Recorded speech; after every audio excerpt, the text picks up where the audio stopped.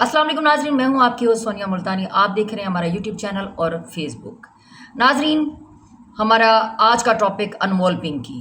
कल से उसकी वीडियो वायरल जहां उसने अपनी एक एंट्री दिखाई, अहाते अदालत में जा रही है और वहां पे कैट वॉक करते हुए, मॉडलिंग करते हुए, तो तमाम इदारे मुतहरक हो गए, तमाम मीडिया चैनल मुतहरक हो गए कि ये आखिर है कौन।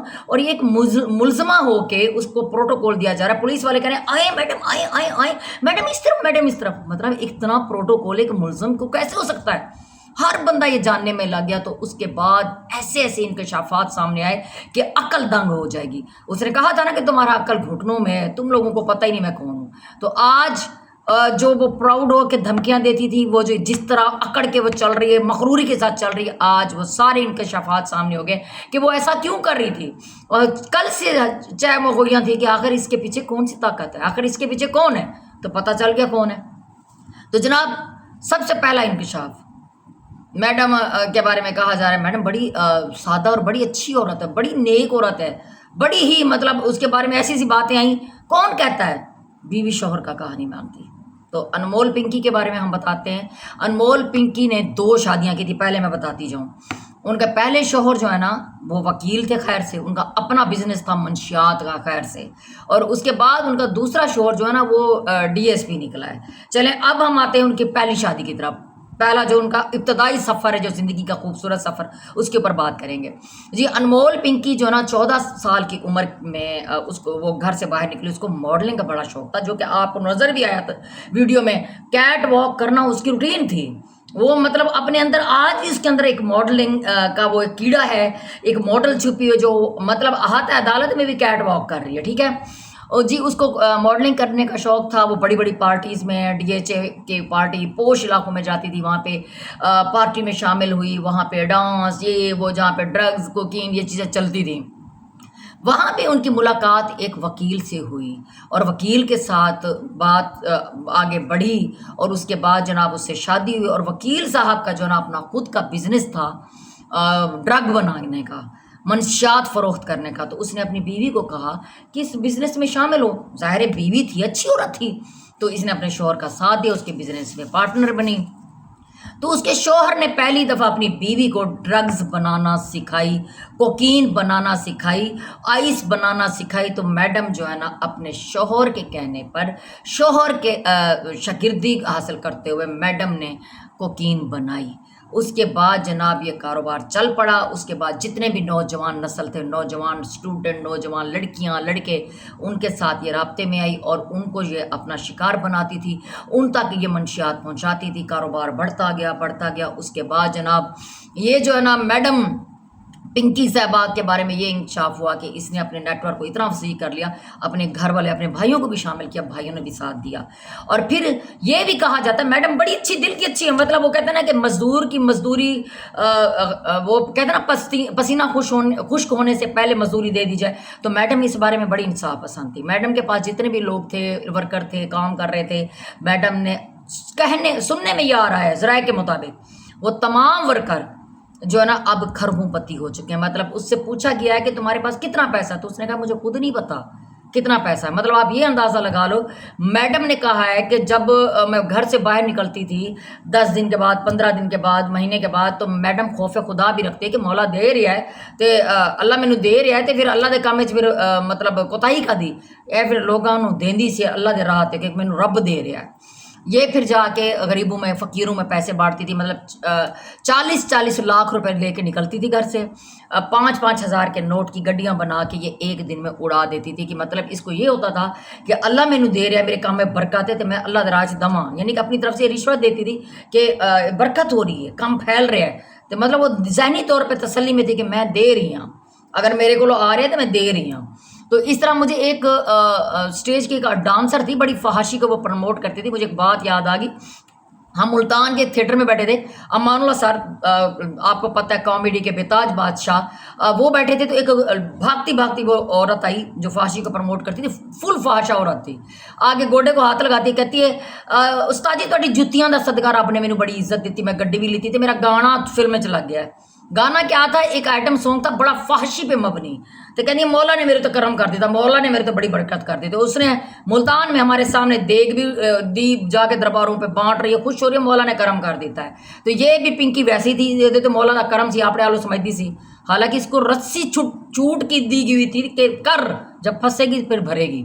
اچھا جناب، یہ 40 لاکھ روپے اڑا دیتی تھی غریبوں میں، فقیروں میں بانٹ کے. یہ تسلی میں آ جاتی تھی کہ میں اپنا حساب کلیئر کر دیتا، مینوں کچھ نہیں ہونا. اس کے بعد جناب اس نے اپنی خود کوکین اپنا برانڈ بنایا جس کا پنکی کوئن نام تھا، کوکین نام تھا. اس کے بعد کہتے ہیں اس نے وہ اپنی آئس بھی بنائی ایک، اور اس کے پاس کچھ ڈرگس تھی. یہ اس نے اپنے نام کا برانڈ بنا لیا تھا، جو برانڈ مطلب اس کا چلتا تھا اور اس کی گارنٹی ہوتی تھی. اور اس نے سب سے بڑی بات یہ انکشاف کیا کہ اس نے اپنے گھر میں، اس کے گھر میں لیبارٹری تھی، یہ وہاں پہ ٹیسٹ کرتی تھی پہلے خود، اس کے بعد جناب یہ جو ہے نا آگے سپلائی کرتی تھی. کراچی میں اس کا 800 سے 1000 تک کسٹمر اس کا اب بھی موجود ہے.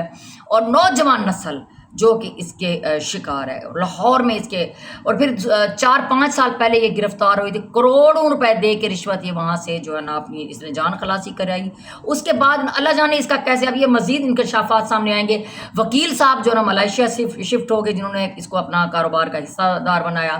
پھر اس کے بعد جب یہ پکڑی گئی، جس ڈی ایس پی نے اس کو پکڑا، اس وقت شاید وہ ایس ایچ او تھے، جس ایس ایچ او نے اس کو پکڑا اسی کے ساتھ اس نے شادی کر لی. لے بھائی ایتھے رکھ ملنگی، انہیں عہدے نال شادی کی تھی. مطلب مزید حوصلہ آ گیا. یہ جو اکڑ تھی، یہ جو چال تھی، یہ جو ڈھال تھی، یہ جو دھمکیاں تھیں، یہ وہاں سے آ رہی تھی. پاور سی کہ میرا شوہر پولیس والا ڈی ایس پی میں تو رکھنا ہی نہیں کسی نے، تو ڈی ایس سی دی تیسی دے مار 4.5، اسی لیے یہ دھمکیاں دیتی تھی. تم لوگوں کو پتہ ہی نہیں، تم لوگ ریٹائرڈ ہو جاؤ گے، تم لوگ رو گے آئے یار تمہیں ہم پکڑ نہیں سکے. اس کو یہ تسلی تھی اپنے شوہر کی.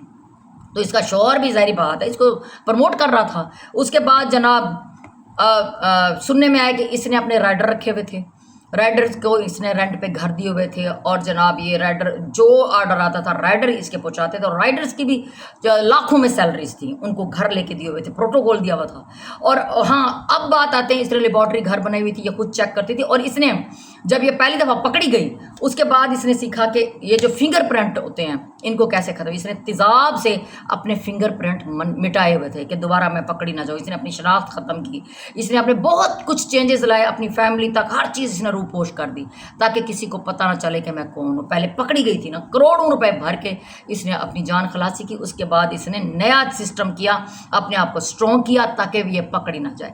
اب یہ ذرائع کے مطابق یہ کراچی میں گئی ہوئی تھی، وہاں پہ اپنی ڈرگ کی ڈیلنگ پہ. اب اس ٹائم یہ بہت بڑا نیٹ ورک چلا رہی تھی، بہت بڑی ڈرگ ڈیلر ہے، بہت بڑیا اس کا اپنا برانڈ ہے. اس نے اپنا بزنس اتنا پھیلا لیا تھا وسیع پیمانے پر کہ اب یہ جو ہے نا اس نے اپنا ایک جانشین بھی مقرر کر لیا تھا. اس کو شک تھا اگر میں کبھی پکڑی گئی، اگر میرے اوپر کبھی کوئی وقت آتا ہے تو ہمارا بزنس چلتا رہے گا، کام چلتا رہے گا، فلاں بندہ جو ہے نا کام کو چلائے گا، میرا گدی نشین ہوگا، میرا جائے نشین ہوگا، اور کاروبار کام ختم نہیں ہوگا، مطلب برانڈ جو ہے نا پہنچنا ختم نہیں ہوگا. تو ناظرین پھر اس کے بعد ظاہر ہے اس کی مخبری تھی. تو وہاں پہ ادارے جب پہنچے تو جناب یہ بیٹھی تھی ایک فلیٹ پہ، اور وہاں پہ اپنی کوکنگ، اپنی جو اسمگلنگ، یہ جو ڈرگز کا جو سامان ہے یہ سارا اس کے پاس تھا. ظاہری بات ہے ڈیل کے لیے گئی بھی ہوگی، وہاں پہ فروخت کے لیے گئی بھی ہوگی، اور اس کے پاس اسلحہ بھی برآمد ہوا. یہ موقع پہ پکڑی گئی. اب جو عدالت میں اس کی ویڈیو سامنے آئی ہے، یہ جسمانی ریمانڈ کے لیے گئی ہوئی تھی میڈم صاحبہ. اس لیے ظاہری بات ہے پولیس والے کو پتہ تھا کہ ڈی ایس پی دی بڈھی ہے، پروٹوکول رکھ دی. خرباں پتی، کروڑاں خرباں پتہ نہیں کتنا پتی ہے، کیونکہ وہ خود کہتی ہے جو اس کے ملازم تھے وہ خربوں پتی ہو گئے ہیں. سوچیں ملازم اس کے، تو یہ کتنا پیسہ ہوگا اس کے پاس. وہ پیسہ بول رہا تھا میڈم راستہ ادھر ہے کیوں بتایا جا رہا تھا. یہ وجہ تھی، پیسہ سڑ چل کے بول رہا تھا. کچھ ذرائع کہتے ہیں کہ جی اللہ بخشے میڈم ایان جو ماڈل تھی اس کی یاد تازہ ہو گئی ہے. تو ناظرین یہ تھا پنکی، بہت شریف عورت، بڑی مطلب اپنے شوہر کی فرمانبردار اور بڑی دیالو خاتون ہے، بڑی غریبوں کا خیال رکھنے والی ہے، بڑی اچھی خاتون ہے، اپنے ملازموں کا کبھی پیسے نہیں کھائے، اس کا حق نہیں کھایا، ان کی مزدوری کا جو پسینہ ہے وہ پسینہ خشک ہونے سے پہلے ان کی مزدوری دیتی، ان کو لاکھوں روپے کی مراد دی ہوئی ہیں۔ پنکی بہت اچھی عورت ہے اور اس نے بہت سارے نوجوان لڑکیوں کا مستقبل داؤ پہ لگا دیا ہے، ان کو بڑا جو ہے نا یہ گارنٹی دیتی ہے آزمودہ چیز ہوگی، تمہیں نقصان نہیں ہوگا اور بڑا صحیح اچھے سے نشہ جو ہے نا اثر انداز کرے گا۔ تو یہ بڑے اچھے طریقے سے اپنے برانڈ کو پروموٹ کرتی ہے، اپنے برانڈ کی تعریف کرتی ہے اور برانڈ دروازے تک ان کے آرڈرز تک جو ہے نا، جب آرڈر آتا ہے یہ خود آرڈر ریسیو کرتی ہے اور خود پہنچاتی ہے، اس کی گارنٹی ہوتی ہے کہ تمہارے ہاتھ تک چیز پہنچے گی۔ کتنی اچھی ڈیل کرتی ہے، مطلب اپنے وعدے کی پابند، اپنے ڈیل کی پابند، کتنی اچھی خاتون ہے۔ ناظرین آپ اس خاتون کے بارے میں اب کیا کہتے ہیں؟ کتنی اچھی خاتون ہے، دور فٹ ہے معاہدہ۔